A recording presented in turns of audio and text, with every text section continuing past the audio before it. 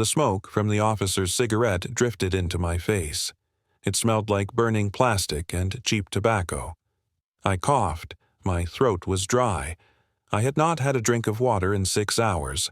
The light above me was a single naked bulb. It swung gently back and forth. The shadows in the room moved with it. It made me dizzy. I tried to focus on the man across the desk. He was wearing a tight brown uniform. His name tag was in Thai script. I could not read it. He tapped a pen against the metal surface of the desk. The sound echoed in the small concrete room. He asked me again where my passport was. He did not shout. His voice was calm. It was the calm of a man who knew he held all the cards. I told him I did not have it. I told him my business partner had it. He smiled. It was not a friendly smile. It was the smile a shark gives before it tears a seal in half. He told me that without a passport, I was a criminal. He told me that overstaying my visa was a serious offense. He told me I could go to prison for a very long time. I looked at my hands. My knuckles were bruised and bloody. There was dried blood under my fingernails. I tried to remember how that happened. The memory was fragmented, like a broken mirror. I closed my eyes. I tried to go back to the beginning, back to when I was a king, back to when I thought I was the smartest man in the room. It started 6 months ago in Bangkok. I was 43 years old. I was a logistics manager for a mid-sized shipping firm.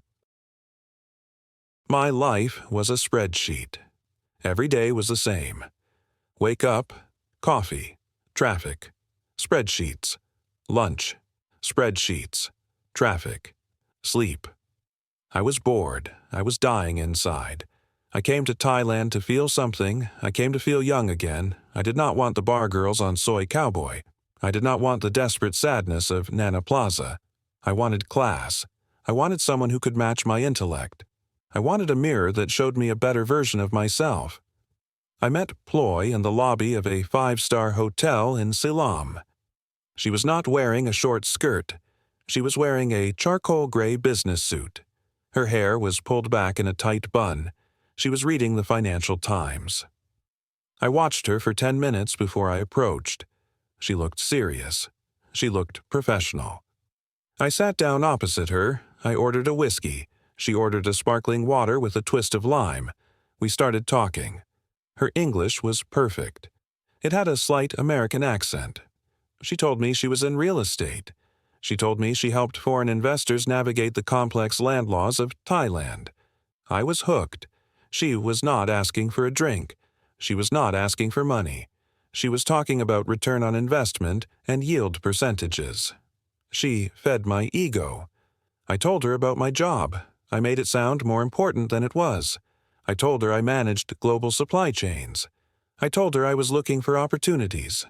She listened. She nodded. She looked at me with eyes that seemed to understand my genius. I felt a surge of pride. I felt like the man I was supposed to be. We started meeting every day. We did not go to bars. We went to co-working spaces. We went to rooftop lounges where the cocktails cost 500 baht each. We discussed business. She had a plan. She wanted to build a luxury logistics hub in Isan. She said the trade routes were opening up. She said the land prices were skyrocketing. She showed me charts. She showed me blueprints. It all looked legitimate. I was captivated. But it wasn't just the business. It was her. Ploy knew exactly what I needed. She knew I had a specific appetite. I had a weakness. I needed to feel dominant. I needed to feel worshipped. But I needed it to feel real. In the bedroom, she was different. She was not the cold businesswoman. She was submissive. She was eager. She performed acts that I had only seen in movies. She made me feel like a god. I became addicted to her. I became physically dependent on the things she did to me. I could not function without it. It was a drug, and she was the dealer. One night we were having dinner at a riverfront restaurant. The lights of the boats reflected on the black water. Ploy looked sad. She was pushing her food around her plate. I asked her what was wrong. She sighed. She told me she had lost a client. She told me the client had gone with another agent because her appearance was not perfect. I was confused. She was beautiful. She pointed to her teeth. There was a small gap on the side, a slight discoloration. She said an high-end real estate image was everything. She said she needed to look flawless to close the big deals. She said she could not afford the dental work she needed.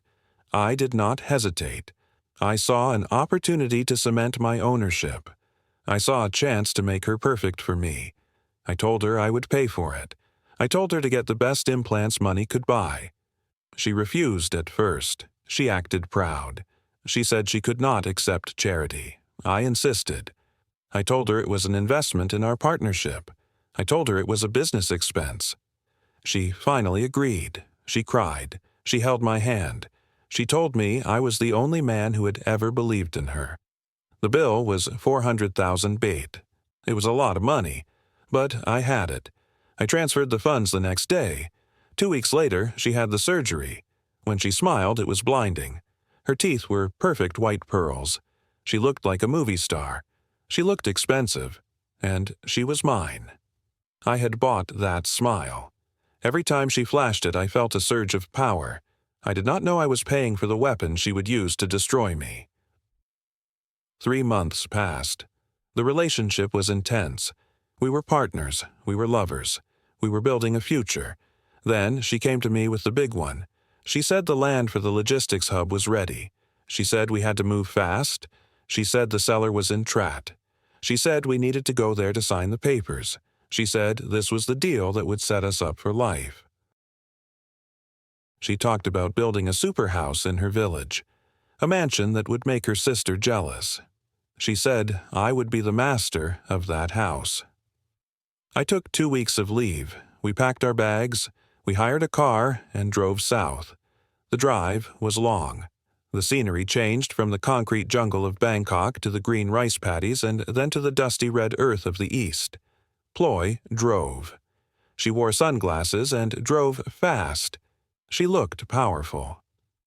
I sat in the passenger seat and watched her. I fantasized about the life we were going to have. I was going to leave my boring job.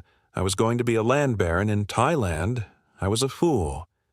We arrived in Trat in the late afternoon. The heat was suffocating. It was heavy and wet. The air smelled of salt and rotting fish. We drove to the ferry terminal. It was a bleak place. Rusty boats bobbed in the brown water. The tide was low. The mud flats stretched out towards the horizon. Stray dogs lay panting in the shade of corrugated iron roofs. Ploy parked the car. She said we had to meet the land officer at a coffee shop near the pier. We sat on plastic chairs. The coffee was sweet and thick. Flies buzzed around us. Ploy was nervous.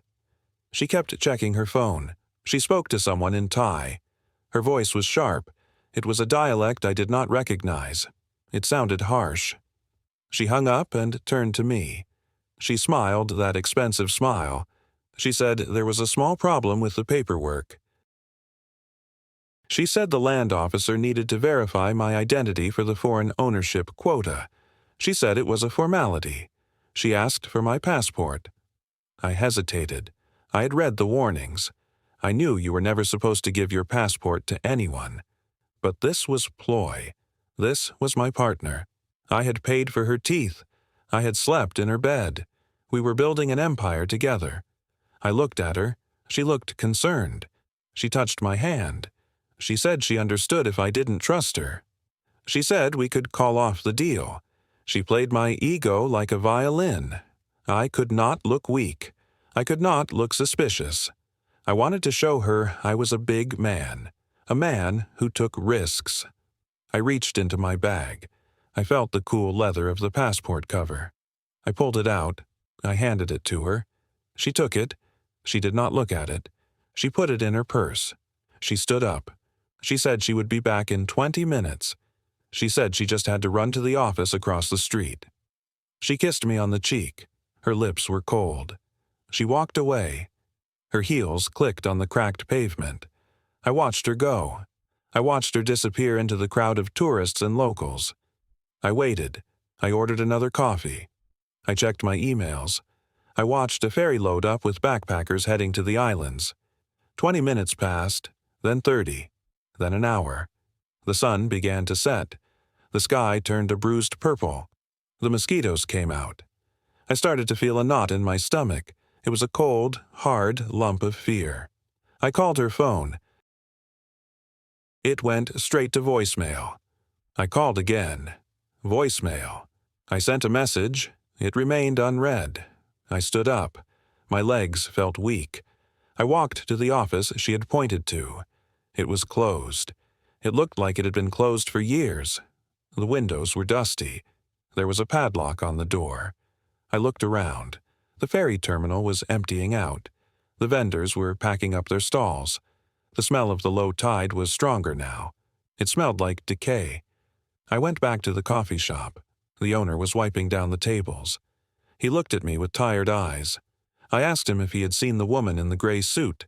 He shook his head. He said he saw many women. He did not care. I sat down again. I felt sick. My mind raced. Maybe she was in an accident.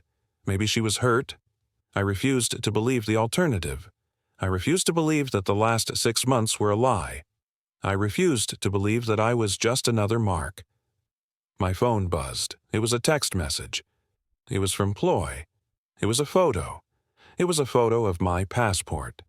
It was lying on a table next to a one-way ferry ticket to the island. Underneath the photo was a message. I go home now. Do not follow. If you follow, I tell police you overstay. I tell them you hurt me. I have doctor friend. He write report. You go home, farang. Thank you for teeth. I stared at the screen. The words blurred. The world tilted on its axis. The humidity seemed to crush me. I couldn't breathe. The rage hit me like a physical blow. It started in my gut and shot up to my chest.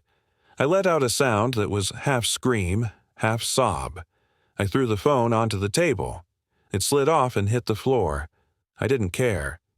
I ran to the bathroom at the back of the coffee shop. It was a filthy concrete box. There was a mirror above the sink. It was stained and cracked. I looked at myself. I saw a sweaty, middle-aged man. I saw fear in his eyes. I saw a fool. I saw a man who had bought a lie because he was too weak to face the truth. I saw the vanity. I saw the ego. I hated him. I pulled back my fist. I did not think. I just wanted to destroy the image. I punched the mirror. The glass shattered. Pain exploded in my hand. Shards of glass flew into the sink. Blood welled up on my knuckles. It dripped down onto the white porcelain. I stared at the blood. It was bright red. It looked real. It was the only real thing in my life. I looked at my fragmented reflection. 100 tiny eyes stared back at me. Broken pieces of a broken man. I heard sirens in the distance. They were getting closer. I didn't move. I just stood there, watching my life drain into the sink. The owner of the coffee shop was shouting in the doorway. He was pointing at me. He was pointing at the mirror. He was on the phone. 2 police officers walked in. They were not smiling. They grabbed my arms. They were strong. They dragged me out of the bathroom. They dragged me out of the shop. They threw me into the back of a pickup truck. The metal was hot against my skin. The handcuffs bit into my wrists. I did not fight. I had no fight left. They drove me to the station. They put me in this room. They put me under this light. And now the officer's asking me where my passport is. I told you, I whispered. My voice was raspy. She took it. The officer laughed. It was a dry, humorless sound. He leaned forward. The smoke from his cigarette blew into my eyes. Who is she? He asked. Does she have name? Does she have face? Ploy, I said. Her name is Ploy. He shook his head. Ploy mean gem. Ploy mean trick. Every girl is Ploy. You have no passport. You have no visa. You have damage to shop. You are in big trouble, Mr. Kenneth. He opened a drawer. He pulled out a piece of paper. It was typed in Thai. He placed a pen on top of it. You sign, he said. You sign confession. You say you destroy property. You say you drunk. Then maybe we talk about fine. Maybe we talk about deportation. I looked at the paper. The letters swam before my eyes. I looked at my hand. The blood had dried. It was dark and crusty. I need a lawyer, I said. I tried to sound firm. I tried to sound like the logistics manager who commanded supply chains. The officer slammed his hand on the desk. The sound was like a gunshot. "No lawyer," he shouted. "This is Trat. This is not America. You listen to me. You are nobody here. You are ATM machine that run out of money. Now you sign." He stood up. He walked around the desk. He leaned in close to my face. I could smell the garlic on his breath. I could see the pores on his nose. "Or maybe," he whispered, his voice dropping to a hiss, "maybe you want to stay in cell with Somali boys? They like new friend. They like Farang skin." I felt a cold sweat break out on my forehead. The reality of my situation crashed down on me. I was trapped. I was alone. I was miles from anywhere. And the woman I loved, the woman I had built, was probably laughing at me right now, flashing those expensive teeth as she boarded a boat to nowhere. I picked up the pen. My hand shook uncontrollably. I looked at the officer. "How much?" I asked. He smiled. It was the same shark smile. 50,000 baht, he said. "For bail, for damage, for processing." "I don't have 50,000 cash," I said. "You have card," he said. He pointed to my wallet lying on the desk. "We have machine. We take Visa. We take MasterCard." Of course they did. I looked at the credit card terminal sitting on the corner of the desk. It looked brand new. It was probably the most advanced piece of technology in the whole building. I realized then that this wasn't just Ploy. This wasn't just one woman. This was an ecosystem. I was the plankton. They were the whales. I signed the paper. I walked out of the police station and into the rain. It was not a cleansing rain. It was warm and smelled of open sewers. My wallet felt light. 50,000 baht lighter. A transaction fee for my freedom. I stood on the side of the road and watched the mopeds zip by. The red tail lights blurred in the downpour. I had no passport. I had no girlfriend. I had no dignity. I was just another ghost in the machine of Thailand. I checked into a cheap motel down the street. The sheets were stained with yellow circles. The air conditioner rattled like a dying engine. I sat on the edge of the bed. I stared at the wall. The paint was peeling. It looked like a map of a country that did not exist. I wanted to drink. I wanted to find a bottle of Mekong whiskey and erase the last 12 hours. But the logistics manager in me woke up. The part of me that managed global shipping routes and solved complex supply chain failures. I did not panic. I analyzed. Ploy was a predator, but she was also a project manager. She was building a house, a super house. Construction requires materials. Materials require money. Money leaves a trail. I opened my laptop. I connected to the slow hotel Wi-Fi. I logged into my banking portal. I looked at the supplementary credit card I had given her. It was for emergencies. She had not used it for a ticket to the island. She had not used it for a hotel. She had used it at a hardware supply depot in Ubon Ratchathani. I looked at the timestamp. 2 hours ago, she was buying cement. She was buying rebar. She was buying premium-grade floor tiles. She was not running away. She was digging in. She was building her monument. The photo of the ferry ticket was the decoy. The threat about the police was the smokescreen. She relied on my fear. She relied on me running back to Bangkok with my tail between my legs. She underestimated my obsession. I tracked the transaction location. It was a large supply store on the outskirts of Ubon. I pulled up satellite imagery. I cross-referenced it with the village name she had mentioned once when she was drunk. Ban Nong. I searched the area. It was a grid of rice paddies and red dirt roads. But there, in the middle of the green, a clearing, a foundation, a massive concrete skeleton rising out of the mud. I knew where she was. I packed my bag. I did not sleep. I walked to the bus station at dawn. I bought a ticket to the Northeast. The bus was old. The seats were torn vinyl. A woman next to me held a crate of chickens on her lap. The bus smelled of diesel and livestock. The journey took 9 hours. We drove through the flatlands. The scenery was monotonous. Endless fields. Buffalo wallowing in mud. Billboards for energy drinks and skin-whitening cream. I did not look at the scenery. I looked at the plan. I arrived in Ubon in the late afternoon. The heat was drier here. It was a dusty heat that coated the back of my throat. I hired a pickup truck taxi. I showed the driver the map on my phone. He looked at me. He looked at the map. He laughed. He said there was nothing there. Just buffalo and rice. I told him to drive. I paid him double. We drove for an hour down rutted dirt tracks. The red dust billowed up behind us. It coated my clothes. It coated my teeth. We passed small wooden houses on stilts. Old women sat on porches chewing betel nut. They watched us pass with blank eyes. Then I saw it. It looked like a spaceship that had crash-landed in the middle of the Middle Ages. It was huge. It was a 2-story concrete monstrosity with Roman columns and gold leaf gates. It was unfinished. Scaffolding wrapped around the second floor. But the scale was undeniable. It was the biggest house for 50 miles. The taxi driver stopped. He whistled low. He said it was a palace. I got out. I told him to wait. I walked towards the gate. There were workers everywhere. Men in ragged clothes mixing cement.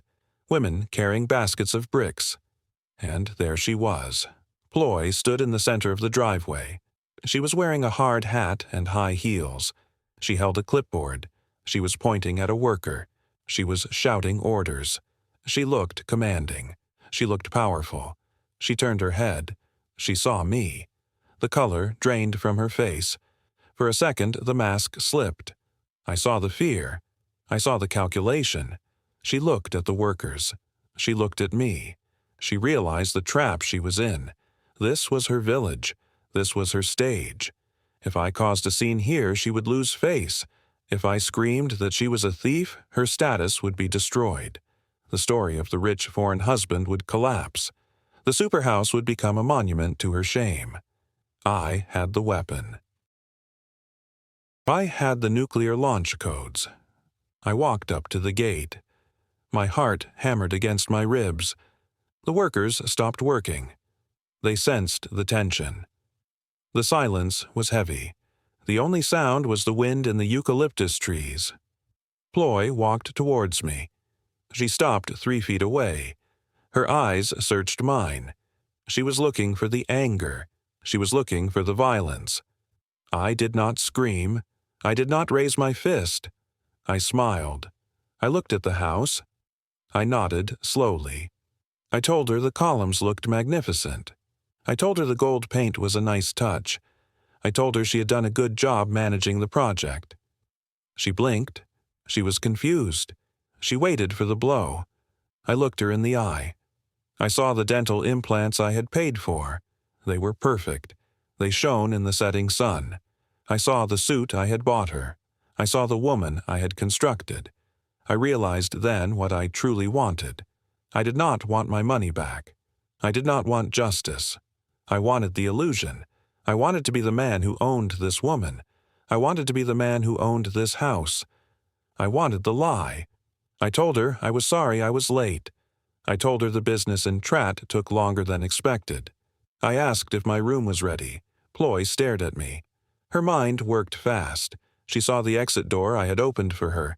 She saw the way to save face. She saw the way to keep the money and the status. All she had to do was play the role. All she had to do was let me be the king. She smiled. It was the smile that cost me 400,000 baht. It was radiant. She turned to the workers. She clapped her hands. She announced that her husband had finally arrived. She told them to work harder. She told them the boss was here to inspect the quality. The workers bowed. They smiled at me. They called me boss. They called me sir. Ploy walked up to me. She took my arm. Her grip was tight. It was possessive. She leaned in close. She smelled of expensive perfume and dust. She reached into her purse.